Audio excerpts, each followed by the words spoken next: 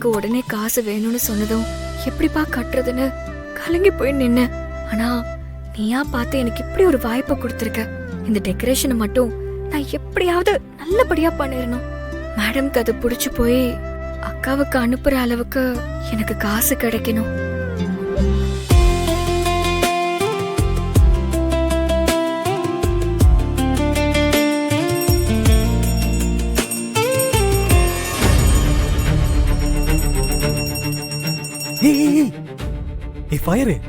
என்ன பண்ற நீ? முதல்ல நிறுத்துதெல்லாம். டிரைவர் தம்பி, என்ன உனக்கு பிரச்சனை? எதுக்கு இப்படி அபசகுணமா தடுத்துக்கிட்டு இருக்க? அபசகுணமா? நீ மட்டும் மணி அடிச்ச ஃபாரின் சவுண்ட் டிடெக்டர்னு சொல்லிட்டு அந்த ரோபோ வந்துரும். பின்னாடியே மேடமும் வந்துருவாங்க. பெரிய பிரச்சனை வந்து நீ டெக்கரேஷனே பண்ண முடியாத அளவுக்கு வந்துரும். பரவாயில்லையா? ஃபயர், உனக்கு நீயே ஃபயரை வச்சுக்கிறேன்னு அதை தடுத்தா நீ என்னையே திட்டுறே இல்ல? நீ அடிச்சது சாதாரண மணி இல்ல, அபாய மணி. என்ன டிரைவர் தம்பி மிரட்டுறா? சாமி ஆசீர்வாதம் கிடைக்கும்னு நினைச்சுதான் நான் இந்த மணியவே அடிச்சேன். ஆசீர்வாதம் கிடைக்காது ஃபயரு, அம்மா கிட்ட இருந்து அடி தான் கிடைக்கும்.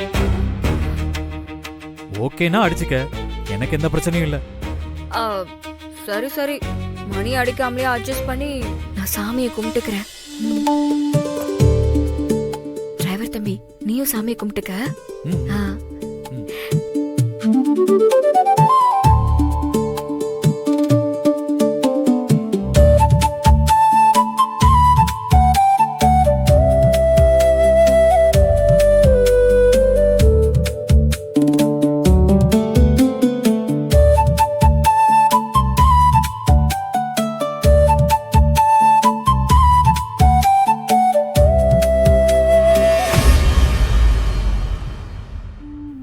டிரைவர் தம்பி, சாமி கும்பிட சொன்னா என்ன வேடிக்கை பார்த்துக்கிட்டு இருக்கா? Sorry sorry sorry sorry, மன்னிச்சுக்க.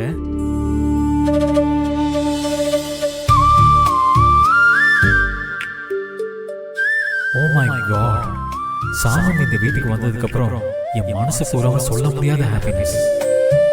அவ கார்ல மட்டும் ஏறி உட்காரல, என் ஹார்ட்லயும் சேர் போட்டு உட்கார்ந்துட்டேன். இப்படி ஒரு பொண்ணு இந்த வீட்டுக்கு சென்ட் பண்ணதுக்கு ரொம்ப தேங்க்ஸ் கடவுளே.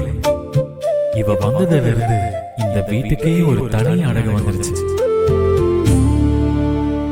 சாமந்தி மாதிரியே அவ பண்ற ஒவ்வொன்றும் பியூட்டிஃபுல்லா இருக்கு. ஒருவேளை நான் யாருங்கிற உண்மை சாமந்திக்கு தெரிய வரும்போது என் மேல அவர்ஷன் வந்துருமோன்னு எனக்கு ரொம்ப டென்ஷனா இருக்கு கடவுளே.